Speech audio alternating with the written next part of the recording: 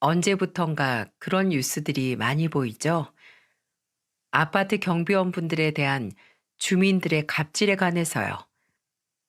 그래서인지 요즘 신식 아파트엔 경비분들과 주민들 사이에 영역 구분이 철저해져 서로 부딪힐 일이 별로 없는 것 같더라고요.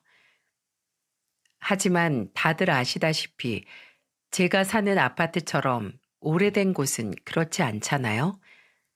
서로 얼굴을 마주할 기회도 많고 그만큼 서로 교류할 일도 많죠.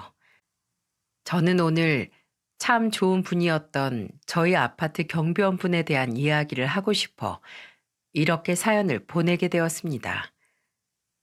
저는 어릴 적부터 경제적으로 넉넉하진 않은 집안에서 자랐어요. 지나치게 자린고비처럼 살았던 정도는 아니었지만 그래도 외식 5번 할 거 한 번으로 줄이고 시장을 볼 때 500원어치 콩나물을 400원으로 깎아줄 수 없냐고 흥정하던 엄마의 모습이 당연했던 정도의 사정이었죠. 그래도 저희 부모님께선 마음만은 항상 넉넉한 분들이었습니다. 아버지는 겨울철 구세군 모금함을 보면 주머니에 동전 하나라도 꼭 넣고 오셨고 TV에 나오는 어려운 사람들을 위한 후원금 모집 광고를 보면 꼭 전화를 한 통씩 걸어 소액이나마 기부금을 내셨죠. 엄마는 그런 아버지의 행동에 군소리 한 번 얹지 않고 따르셨고요. 제가 고등학생이었던 당시 아버지는 다니던 회사가 문을 닫아 아파트의 경비 일을 하고 계셨어요. 지금이야 아파트 단지에 경비실이 그렇게 많진 않지만 당시엔 아파트 한 동에 경비실이 한두 개씩 있었죠. 사람들이 차키나 집 열쇠를 자주 맡기기도 했기에 경비원분들은 몇 층 몇 호에 누가 사는지 전부 알던 시절이었습니다. 아버지는 주민들에게서 가끔 먹을 거나 선물을 받아오셨는데 고기 세트나 통닭 같은 거라도 가져오시는 날은 우리 가족 파티가 열리는 날이었어요. 아버지는 그렇게 사람들에게 정을 나누어 받았으니 우리도 항상 누군가에게 나누고 베풀어야 한다고 말씀하셨죠. 하지만 저는 그런 아빠가 이해가 되질 않았습니다. 그 돈 좀 더 아껴서 저와 제 여동생에게 짜장면이라도 한 그릇 더 사줬으면 좋겠는데 왜 굳이 다른 사람들에게 없는 돈을 쪼개 나누어 주는 건지 말이죠. 아버지, 우리가 불우이웃이야. 누가 누굴 도와? 아파트에 사는 사람들은 경제적으로 넉넉하니까 이렇게 베풀 여유가 있는 거지. 이번에 내 수학여행비 내주는 것도 빠듯했다며. 없는 살림에 아버지가 이러니까 엄마가 그렇게 아껴도 우리 집 형편이 계속 이렇지. 순애야, 그래도 우리 네 가족은 적어도 배 한 번 골지 않고 다들 건강하잖니. 남는 것을 베푸는 것이 정이 아니라 작더라도 가진 것을 함께 나누는 게 정이야. 아버지 딸들한테나 먼저 나눠봐. 우리한테 용돈이나 한번 넉넉히 줘보고 그런 소리 하라고. 거지처럼 아끼고 사는 것 정말 지긋지긋해. 등교 전 아침 식사 자리에서 또 그렇게 이야기하시는 아버지의 말에 저는 신경질을 내며 먹던 숟가락을 내려놓았어요. 그리고 가방을 들곤 집을 획 나와버렸죠. 아직까지도 제게 미안해하는 눈빛을 보내던 아버지 얼굴이 눈에 선합니다. 그렇게 아버지에게 못되게 굴었으면 안 되는 거였어요. 아니면 다시 집에 들어가서 버릇없이 굴어서 죄송하다고 일 잘 다녀오시라고 말씀이라도 드리고 왔어야 했죠. 그리고 그날 퇴근을 하시던 아버지께서 갑자기 쓰러지셨어요. 뇌출혈이었어요. 아마 과로가 원인이었던 것 같다고 의사가 말하더군요. 그리고 아버지는 그대로 영영 눈을 뜨지 못하셨습니다. 엄마, 아버지는? 아버지 어딨어? 학교에서 연락을 받고 뒤늦게 병원에 도착한 저는 다급하게 아버지를 찾았지만 이미 늦은 후였죠. 믿기지가 않았습니다. 제가 아버지에게 마지막으로 했던 말이 고작 거지처럼 아끼고 사는 게 지긋지긋하다는 말이라뇨. 시간을 돌리고 싶었습니다. 다시 돌아가서 아버지한테 죄송하다고 사과하고 싶었어요. 그 뒤 엄마는 슬픔을 모두 갈무리하기도 전에 식당 일을 구해 나가기 시작하셨어요. 당장 저와 동생의 학비, 그리고 생활비가 막막한 상황이었거든요. 저는 그런 엄마를 도우려 고등학교를 졸업하자마자 공장에 취업을 했습니다. 공부를 잘했던 여동생만큼은 대학에 보내주고 싶었거든요. 그렇게 엄마와 저의 벌이로 여동생은 무사히 대학에 진학해 우수한 성적으로 졸업을 했습니다. 그제야 짐을 내려놓은 것 같았던 저는 그때부터 조금씩이나마 돈을 모으기 시작했고 2년 뒤 공장에서 만난 남편과 결혼을 했죠. 남편은 참 착하고 저와 비슷한 사람이었습니다. 저처럼 아버지를 일찍 여의었고 시모와 시동생을 부양하기 위해 돌아가신 아버지 대신 집안의 가장이 된 사람이었죠. 그리고 남편 또한 시동생이 대학 졸업 후 취직을 하자 그제야 자기 인생을 살기 시작한 거죠. 그리고 시동생은 자신이 시모를 모시고 살겠다고 남편에게 말했다더군요. 내가 자기를 위해서 청춘을 포기했으니 이젠 자기가 날 대신해서 어머니를 모시겠대. 고생 많았다고 동생이 날 끌어안고 우는데 그동안의 고생에 대해 보답받는 기분이더라고. 그리고 결혼식이 얼마 남지 않았던 어느 날 시모가 저를 불러 제 손을 잡고 이렇게 말씀해 주셨습니다. 평생 고생해온 네가 더 넉넉한 시댁을 만나 편안해졌어야 했는데 내가 너무 가진 게 없는 시엠이라 미안하구나. 아니에요. 저희 집도 어렵기 마찬가지인데요. 그런 말씀 마세요, 어머님. 그래도 부모 마음이라는 게 그렇다. 너도 이제 내 자식 아니니?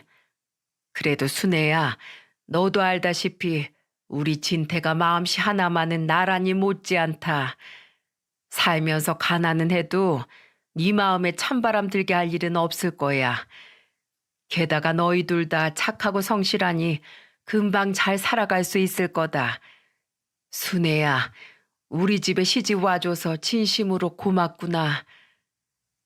저와 남편은 그렇게 양가의 축복 속에 가난하지만 행복한 결혼 생활을 시작했어요.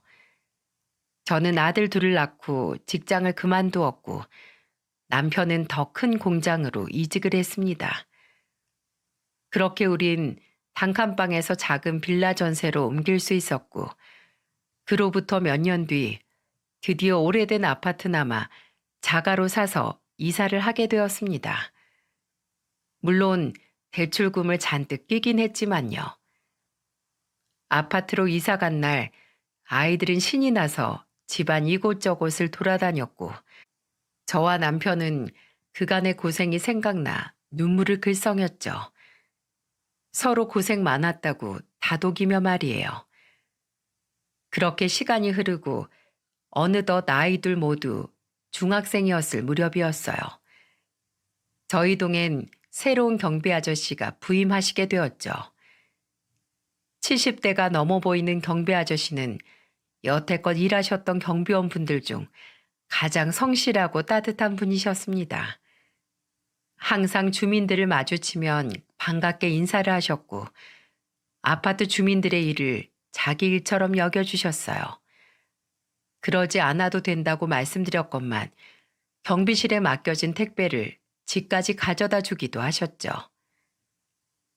아유, 아저씨, 이러시지 말라니까요. 연락 주시면 저희가 내려가서 가져가면 되는데요.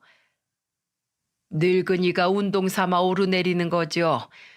고층에서 보면 또 경치가 색다르지 않습니까? 바람도 선선한 것이 올라오길 참 잘했네요. 그러다 보니 아이들은 언제부턴가 아저씨를 산타 할아버지라고 부르기 시작하더군요. 산타 할아버지? 네, 항상 경비 아저씨가 오실 때면 선물을 가지고 오시잖아요. 그게 무슨 선물이야. 우리한테 올 택배지. 어쨌든 오실 때마다 가족들 기분이 좋아지잖아요. 게다가 우리랑 마주칠 때마다 진짜 친손자 대하듯이 얼마나 잘해주시는데요. 우리 진짜 할아버지들도 이렇게 좋은 분들이었을까요? 사실 저는 여태 아버지의 말씀을 잊고 살았거든요. 남들에게 베풀고 살기엔 가게 사정이 넉넉한 편도 아니었고, 이제 연세가 드신 양가 어머니께 용돈도 보내드려야 하고, 아이들이 자랄수록 들어가는 돈도 만만치 않기도 했으니 말이에요. 그래도 오랜만에 아버지 생각이 나니 경비 아저씨가 남처럼 느껴지지 않더군요. 큰아들의 말을 들은 이후 저는 경비 아저씨께 전보다 더 잘해드리기 시작했습니다. 자주는 아니더라도 한 번씩 경비 아저씨께 음식을 해다 드리기도 하고, 명절이면 남편에게 들어온 선물을 아저씨께 드리기도 했죠. 아버지의 말씀대로 없는 형편을 쪼개어 정을 나눈 거죠. 그리고 한 번은 이런 일도 있었어요. 요즘 세상에 소매치기라는 게 정말 드물잖아요. 그 드문 일이 바로 제게 일어난 겁니다. 그것도 바로 아파트 정문에서 말이죠. 아, 도와주세요. 저의 비명소리에 달려온 건 다름 아닌 경비 아저씨였습니다. 노인분이 달리기가 어찌나 빠른지 잽싸게 도망가는 소매치기를 아저씨는 순식간에 붙잡아 오셨어요.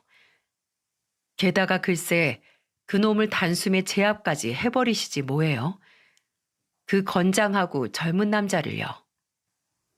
저는 그 사이 경찰에 신고를 했고, 아저씨는 경찰들에게 그 소매치기 놈을 인계할 수 있었습니다. 다행히 제 가방 또한 무사했고요. 아주머니, 몸은 괜찮으세요? 아저씨야말로 괜찮으세요? 다치신 데는 없고요. 너무 감사해요, 정말로.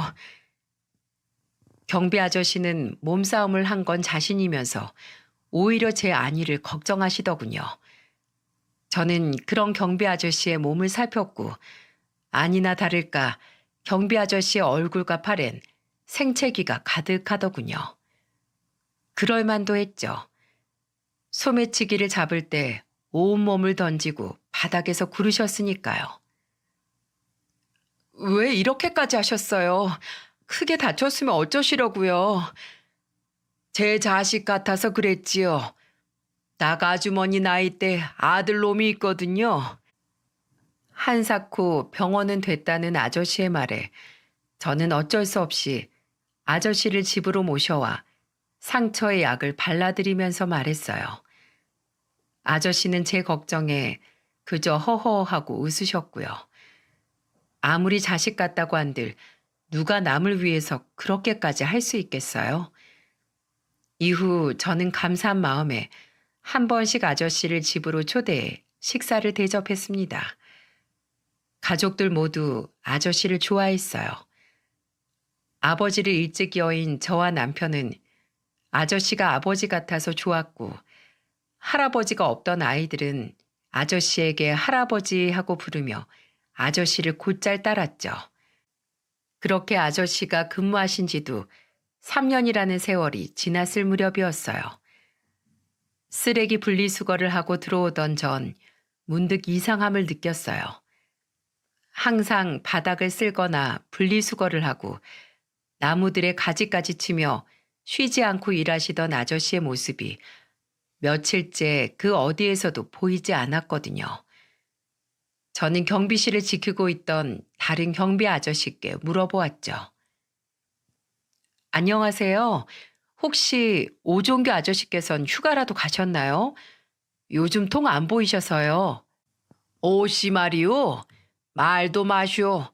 그 양반한테 큰일이 있었어요. 네? 무슨 큰일이요?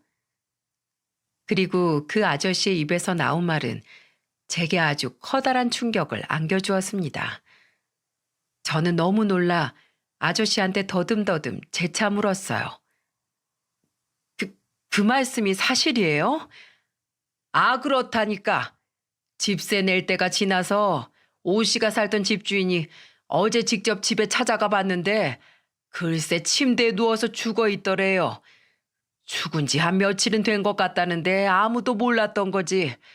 혼자 살았던 모양이더라고. 어쩐지 요 며칠 출근도 안 하고 연락도 안 되는 게 이상했는데 참 딱하게 되었어. 갑자기 듣게 된 아저씨의 사망 소식에 저는 너무 놀라 그 자리에 서서 굳어버렸어요. 분명 며칠 전까지만 해도 저희 가족과 함께 저희 집에서 식사를 하시고 정정한 모습으로 나가셨는데 갑자기 돌아가셨다뇨. 겨우 정신을 차린 저는 경비 아저씨한테 다급히 여쭈었습니다. 그럼 장례식장은요? 어디 병원인지 아세요? 장례식은 무슨, 장례 치러줄 가족도 없어서 지금 병원 안치실에 계속 누워있대요. 네? 아니, 아드님은요? 아들이 한 명 있었다고 들었던 것 같은데요. 몰라요. 죽었는지 살았는지 연락이 안 되었다고 하네. 나도 잘은 몰라요. 옷이랑 오다 가다 대화만 몇 번 했지. 아, 우리 같은 교대직이 오래 얼굴 마주할 일이 있나? 아무튼 퇴근 때마다 꼭 소주 두세 병씩 사들고 집에 가더니 결국 그렇게 쓸쓸히 가버렸소. 에휴, 좋은 사람이었는데 하늘도 무심하시지. 그렇게 사람 좋았던 아저씨가 장례를 치러줄 사람도 없이 그 차가운 안치실에 누워 계시다는 소식을 듣고 마음이 편치 않더군요. 그래서 전 관리사무소의 부탁에 아저씨 집 주소를 알아내 찾아갔습니다. 뭐라도 도움이 될 정보가 있나 싶어서요.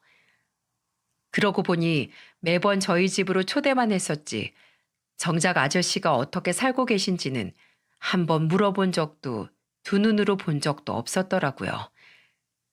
저는 집주인에게 부탁해 아저씨의 집에 들어갈 수 있었습니다. 집주인 아주머니는 제게 열쇠를 건네주며 투덜거리더군요. 시체 냄새가 집에서 빠지질 않아 고역이에요.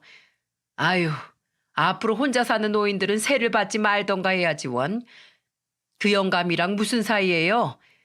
잘 됐네. 가까운 사이면 이 짐들 좀 어떻게 정리 좀 해주세요.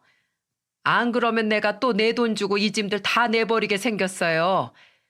이달치 월세도 못 받고 소문나서 방이라도 안 나가면 이게 다 무슨 손해예요?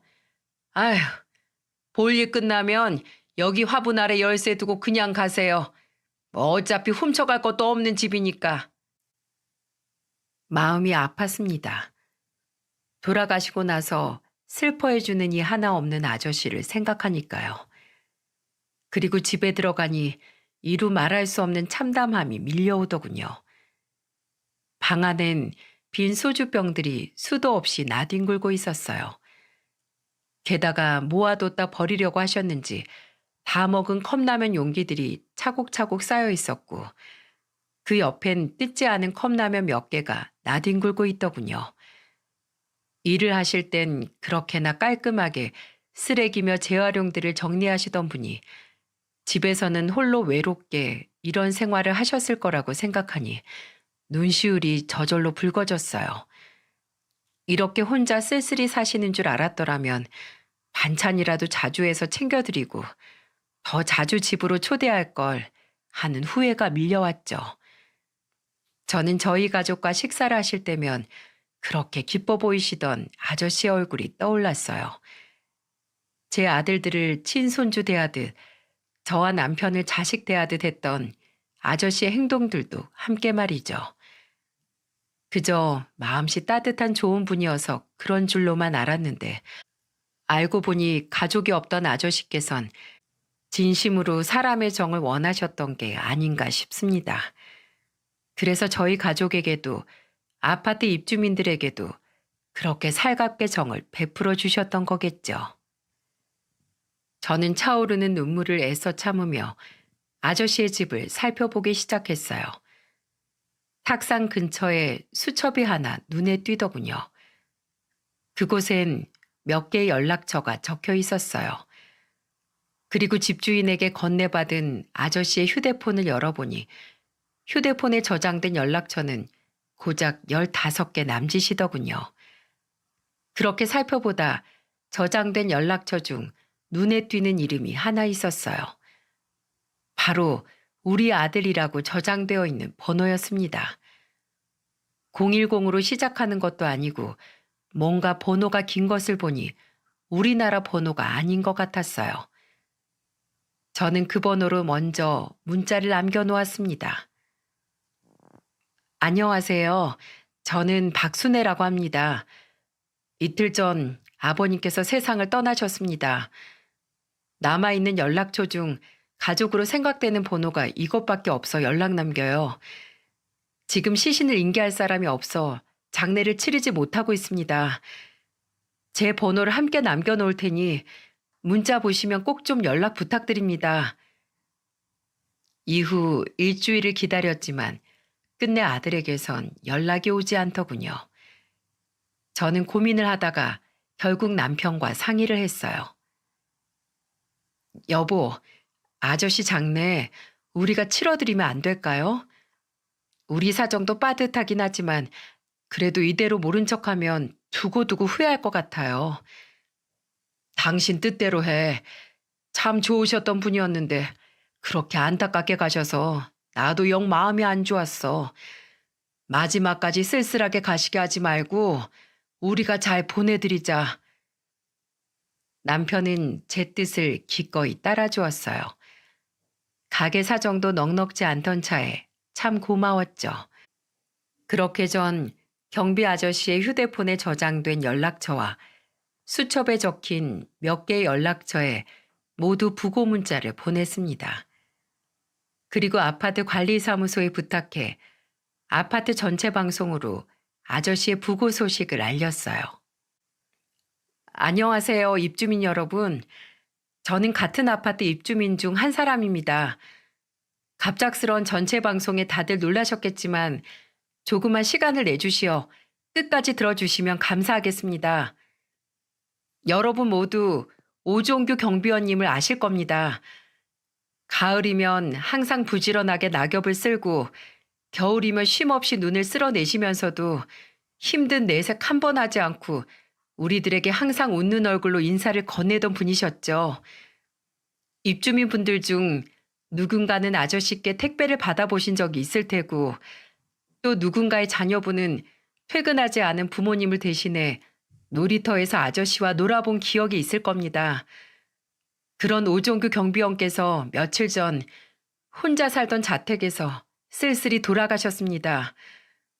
그리고 유족분들 또한 어디에 계시는지 알 수 없어 장례를 치르지 못하고 있는 상황입니다. 그래서 늦게나마 제가 장례를 치러드리려고 합니다. 행여나 이 핑계로 모금을 하거나 저를 도와달라고 부탁드리려고 이런 방송을 한 게 아니니 오해는 마셨으면 좋겠습니다. 그저 내일부터 인근 대학병원의 장례식장에 빈소를 마련할 계획이니 입주민분들께서 잠시 시간을 내주시어 조문을 와주셨으면 좋겠습니다. 지난 3년간 우리 입주민들에게 경비원님께서 나누어 주셨던 정과 친절을 생각하시어 오종규님의 마지막 가시는 길이 쓸쓸하지 않게 도와주세요. 감사합니다. 쓸쓸하게 고독사하신 아저씨의 마지막 가는 길이 조금이라도 시끌벅적했으면 좋겠다는 마음이었어요. 그리고 다행히 아저씨의 장례식엔 많은 입주자분들이 조문을 와주셨습니다. 저와 남편은 상주복을 입고 3일 내내 장례식장을 지켰고 아들들 또한 학교가 끝나자마자 장례식장으로 곧장 오더군요.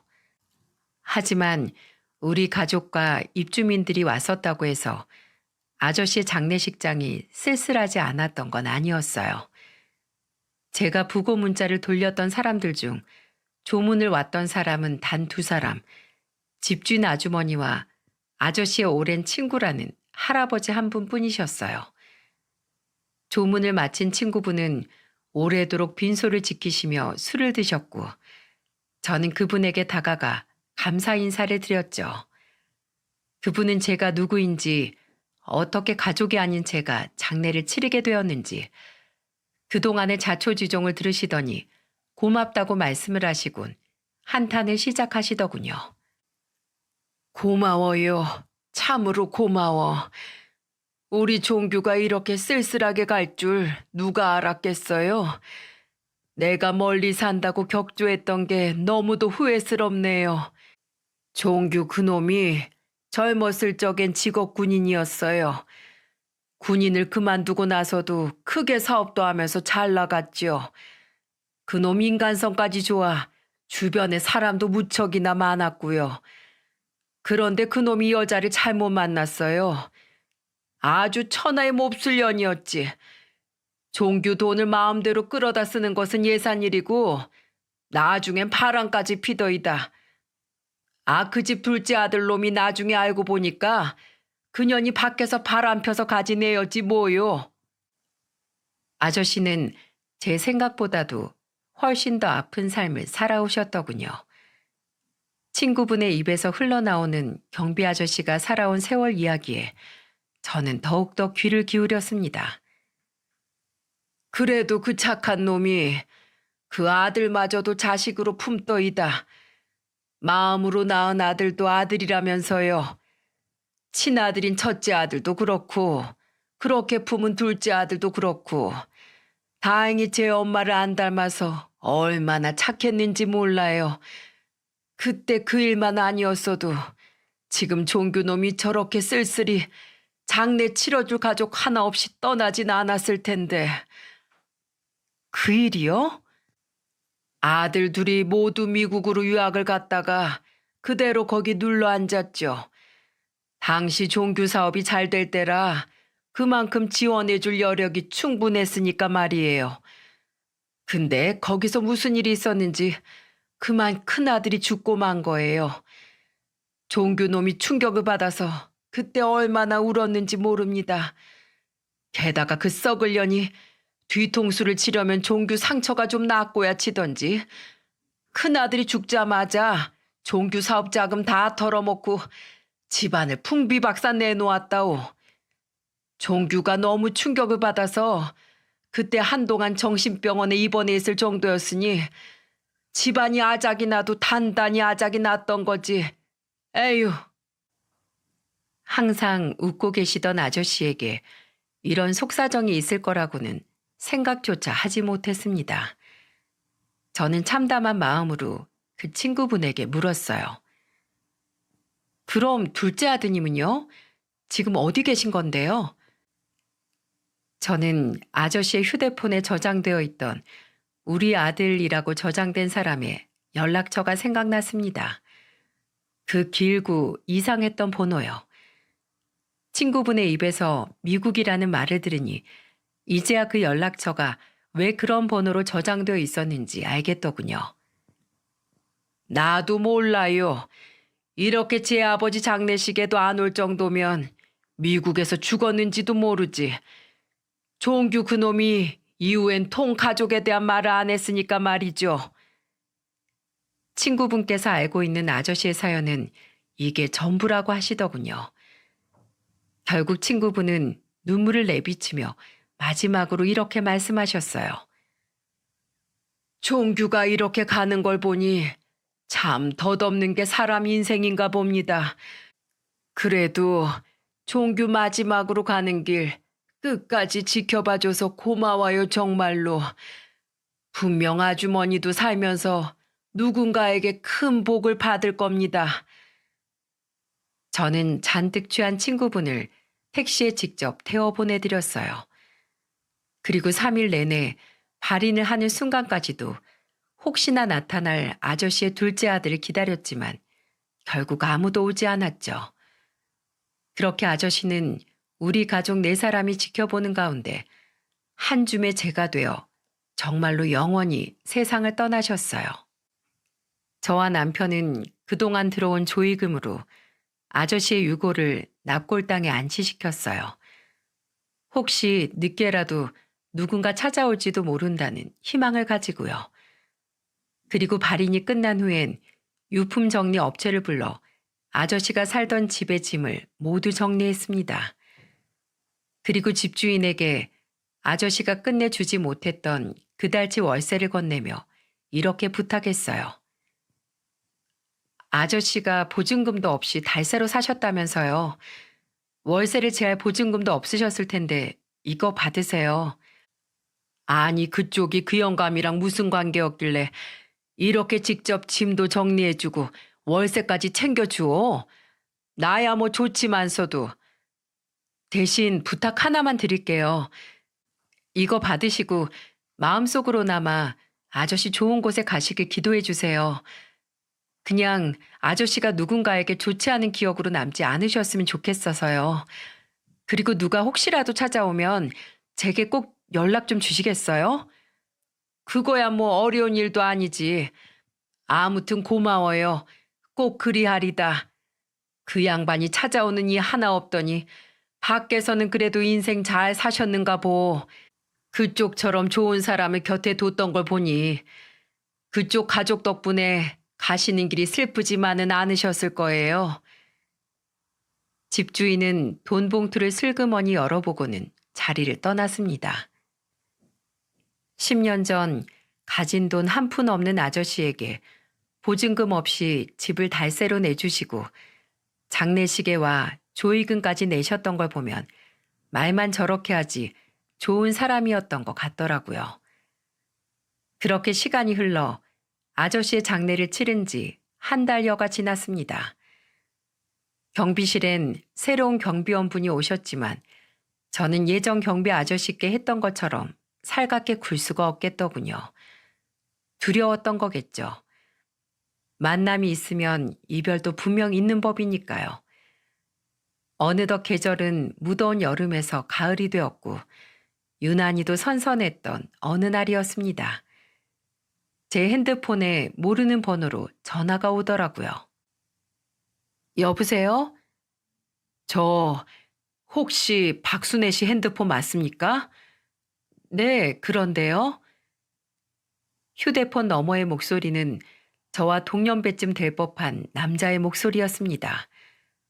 그리고 그 남자가 자신이 누군지 제게 소개를 한 순간 저는 온몸에 전율이 돋고 말았어요. 안녕하세요. 저는 오동현이라고 합니다. 오동현이요? 네. 박순애 씨께서 지난달 직접 장례를 치러주셨던 오종규 씨의 둘째 아들 되는 사람이에요. 그 사람은 제가 애타게 찾던 아무도 생사조차 모른다던 아저씨의 둘째 아들이었던 겁니다.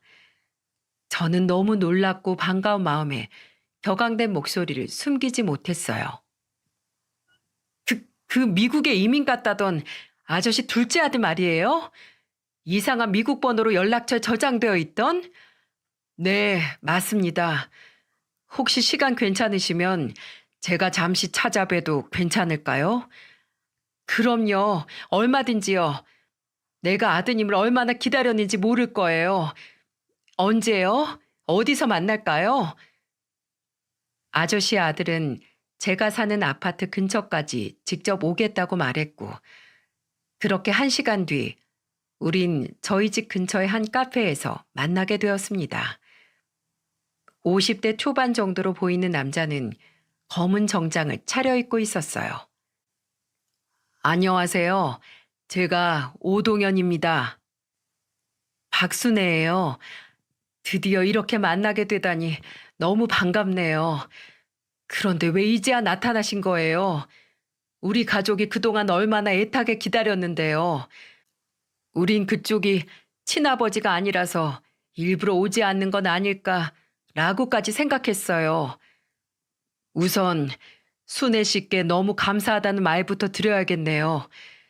저 대신 저희 아버지 장례를 치러주셔서 정말 감사드립니다.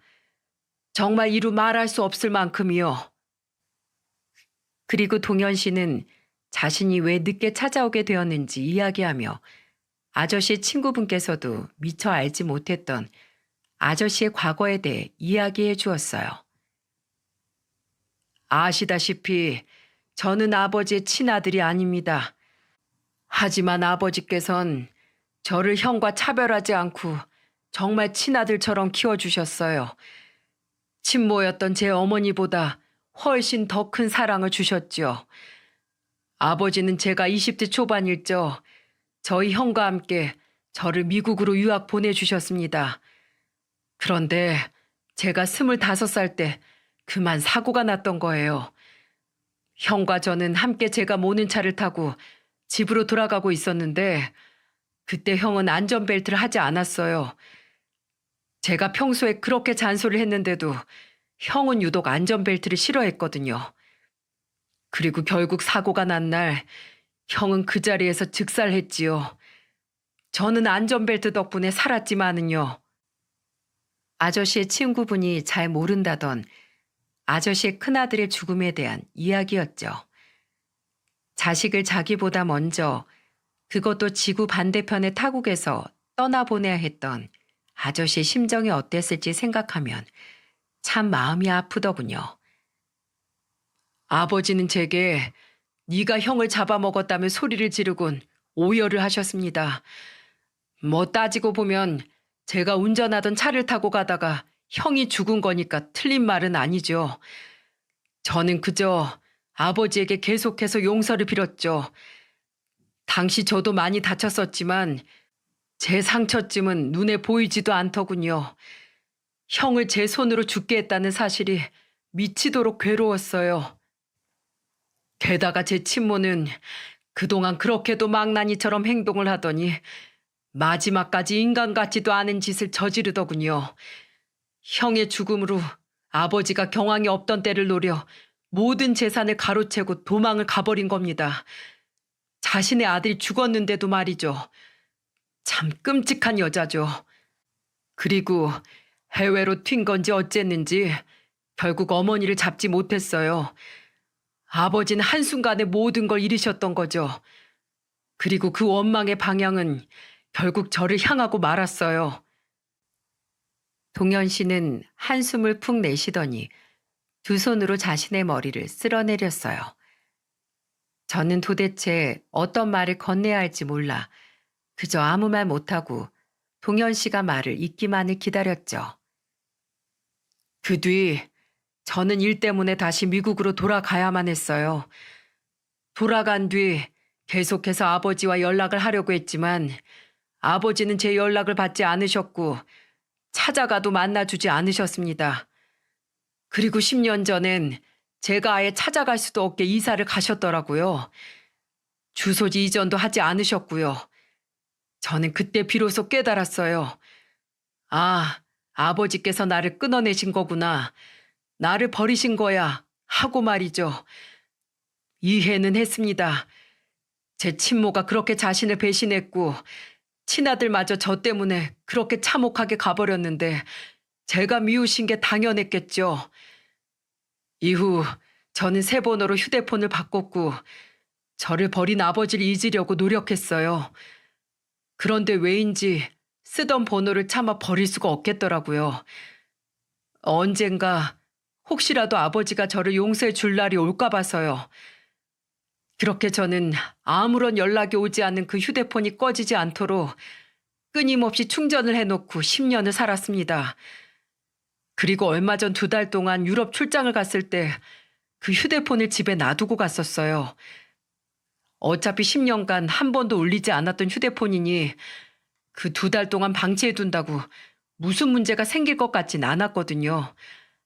그리고 하필 그 사이에 순애 씨가 그 핸드폰으로 연락을 하셨던 거죠. 저는 출장이 끝나고 메시지를 확인하자마자 곧바로 이렇게 한국에 들어왔고요. 타이밍이라는 게 참 아이러니하더군요. 10년 동안 기다리던 연락을 하필 그때 받게 되어 그토록 기다리던 아버지의 마지막 가는 길을 지키지 못했다니요. 어쩜 이렇게 운명이 얄궂을 수가 있을까요? 저는 아저씨께서 아드님을 용서하지 않았다고 생각하지 않아요. 아니요. 그랬으면 제게 한 번이라도 연락을 하셨었겠죠. 말씀은 감사하지만 그렇게 위로해 주지 않으셔도 괜찮습니다. 저는 쓰게 웃는 동현 씨에게 그동안 소중히 간직하고 있었던 아저씨의 유품을 가방에서 꺼내 건네주었어요. 아저씨 유품이에요. 언젠가 혹시라도 가족이 찾아오면 드리려고 따로 간직하고 있었어요. 열어보세요. 제가 동현 씨에게 건넨 유품은 바로 연락처 몇 개가 적혀 있었던 아저씨의 작은 수첩이었어요. 동현 씨 수첩을 한 장씩 넘겨보더니 이내 점점 눈시울이 붉어지기 시작하더군요. 이건 제가 연락처를 발견했던 수첩엔 다름 아닌 몇 개 되지 않는 아저씨의 일기가 적혀 있었어요. 술을 드시고 쓰신 건지 글씨가 매우 삐뚤빼뚤했지만 그래도 무슨 내용인지는 분명하게 알아볼 수 있었죠. 일기의 내용은 이랬습니다. 어젯밤 꿈에 첫째 동규가 나왔다. 어린 시절 모습을 한 동규가 내게 아빠라고 해맑게 불러대는데 나는 차마 미안해서 동규에게 다가가지 못했다. 왜냐하면 내 뒤에서 동현이가 서럽게 울고 있었기 때문이다. 나는 그런 동규에게도 동현이에게도 가지 못하고 그 자리에 서서 울기만 했다. 어제는 동현이의 생일이었다. 낯선 미국 땅에서 미역국이나 제대로 먹고 있었을지 모르겠다. 마음 같아선 직접 미국으로 가 미역국을 끓여주고 싶지만 동현이에겐 내가 곁에 없는 것이 차라리 나을 것이다. 네가 형을 죽였다고 그 어린 자식에게 원망을 퍼부어대던 애비가 무슨 자격으로 이제야 얼굴을 드러낼 수 있겠는가. 그저 동현이가 모쪼록 건강하게 제 형모까지 잘 살고 있기를 바랄 뿐이다. 오늘도 박순애 씨네 가족이 나를 저녁 식사에 초대해 주었다. 박순애 씨 집에 가면 마음이 따뜻해진다. 내게도 저런 가족이 있었던 때가 있었는데 하는 생각이 들어 돌아오는 길엔 유독 마음이 씁쓸해졌지만 말이다. 동현이는 결혼을 했을까? 내게 눈이 파란 손주들이 생겼을까? 순애 씨네 아들들은 내게 할아버지라고 부른다. 혹시 내게 친손주들이 있다면 내 아들 아내의 부친은 아직 살아있었으면 좋겠다. 내 손주들이 나 대신 그 사람에게 원 없이 할아버지라고 부를 수 있도록. 그리고 수첩의 제일 뒷장엔 언제 찍었는지 모를 아저씨의 낡은 가족 사진이 붙어 있었어요. 사진 속 달고 다른 아들 둘의 얼굴은 아저씨가 얼마나 사진에 어루만져 썼는지를 짐작하게 해주더군요. 수첩의 내용을 전부 본 동현 씨는 이내 수첩을 가슴에 끌어안고 펑펑 울기 시작했어요. 저는 그런 동현 씨에게 말해주었죠. 아저씨 휴대폰에 아드님 번호가 우리 아들이라고 저장되어 있었어요. 아저씨는 동현 씨를 미워해서가 아니라 아드님을 잠시라도 원망한 자기 자신을 용서하지 못해서 그동안 동현 씨를 찾지 못했던 거예요. 그 긴 시간 동안 이렇게 멀리 떨어져 살며 서로를 그리워만 해야 했던 아저씨와 동현 씨를 생각하니 제 가슴이 다 미어지더군요. 동현 씨는 카페 안 사람들이 보든 말든 그렇게 한참을 수첩을 끌어안고 엉엉 울었습니다. 이제 진정 좀 되셨어요? 그리고 겨우 눈물을 그친 동현 씨는 남은 커피를 쭉 들이키더군요. 네, 정말 이 은혜를 어떻게 갚아야 할지 순애 씨가 아니었으면 전 아버지의 마음도 평생 모르고 살 뻔했네요. 한평생 제가 아버지에게 용서를 받지 못했다고 생각하면서요. 아버지 장례일도 그렇고 이렇게 유품을 간직해 주신 일도 그렇고 정말로 감사드립니다, 순애 씨. 아니에요. 이런 모습을 보니까 제가 좋은 일을 한 것 같아 마음이 좋네요. 이제 마음의 짐 내려놓으시고 미국에서 편히 사세요.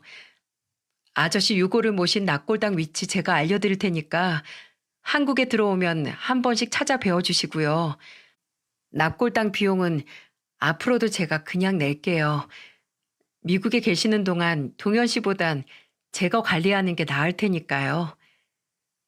저는 이만 자리를 마무리하려 동현 씨에게 아저씨를 모신 납골당 주소를 적어 주었어요. 그리고 인사를 하고 자리에서 일어나려는데 동현 씨가 저를 붙잡더군요. 잠시만요, 순애 씨. 사실은 드릴 말씀이 더 있습니다. 그리고 동현 씨의 입에서 나온 말은 정말 제가 예상하지 못했던 놀라운 이야기였어요. 사실 이번에 찾아온 건 다름이 아니고 순애 씨께 보답을 하고 싶어서입니다. 적게나마 장례 때 들었던 경비만큼이라도 살해를 하고 싶어요. 보답이요? 괜찮아요. 애들 아빠나 저나 뭘 바라고 한 일이 아니니까요. 아니요. 그래도 받아주세요. 그래야 제가 마음이 편할 것 같습니다. 제게 정말 갚지 못할 은혜를 베풀어 주셨는데 보답도 못하게 하시면 저 돌아가서도 너무 괴로울 것 같아요. 저는 계속해서 거절했지만 동현 씨의 간곡한 부탁에 마지못해 알았다고 대답했어요. 동현 씨는 그제야 웃으며 제게 계좌번호를 불러달라고 말하더군요. 그리고 그날 저녁 제 통장에 찍힌 금액은 정말 기함할 만한 액수였습니다. 동현 씨가 제게 보낸 사례금은 무려 1억이었어요. 너무 놀란 저는 당장에 동현 씨에게 전화를 걸었지만 동현 씨는 웃으며 제게 이렇게 말하더군요. 부디 부담스러워 말고 받아주세요. 정 부담스러우시면 아버지 납골당을 관리해주는 비용이라고 생각하셔도 되고요. 안 받아주시면 저 마음이 무거워져서 미국으로 못 돌아가요. 이미 돈은 이체받았고 저는 동현 씨의 계좌를 모르니 어떻게 돌려줄 수 있겠어요? 저는 어쩔 수 없이 그 돈을 받았고 동현 씨와는 후일을 기약하며 전화를 끊었죠. 그리고 저는 퇴근한 남편에게 그날 있었던 이야기를 모두 이야기해 주었습니다. 남편은 무척이나 놀라더니 제 예상대로 1억이라는 돈에 대해 몹시 부담스러워 하더군요. 그래서 저는 제가 남편이 퇴근할 때까지 생각해둔 방법을 남편에게 이야기했습니다. 우리 아직 집 대출금 5천만 원 남아있잖아. 그거 전부 상환하고 남은 돈은 독거노인들을 위해 봉사하는 데 쓰자. 아저씨처럼 혼자 쓸쓸히 지내시는 분들을 위해서. 당신 생각은 어때? 남편은 잠시 고민하는 것 같더니 이내 좋은 생각이라고 말하더군요. 그리고 남편과 저는 주말마다 아이들과 함께 사비를 들여 봉사를 다니기 시작했어요. 1,000만 원은 봉사단체에 기부를 했고요. 아들들은 자초지종을 듣더니 자기들도 함께 하겠다며 먼저 저희를 따라 나서더군요. 참 기특했습니다.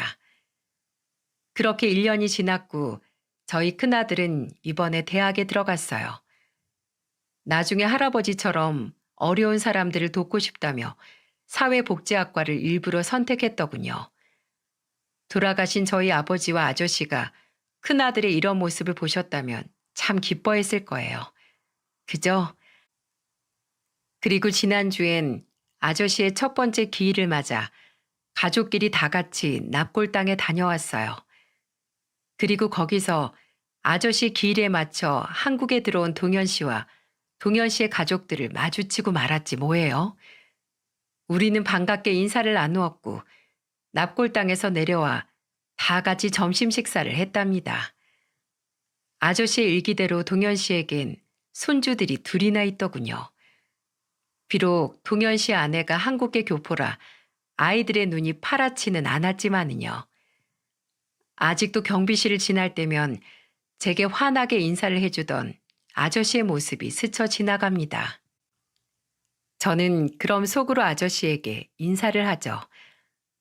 안녕하세요, 아저씨. 오늘도 고생 많으십니다. 하고요.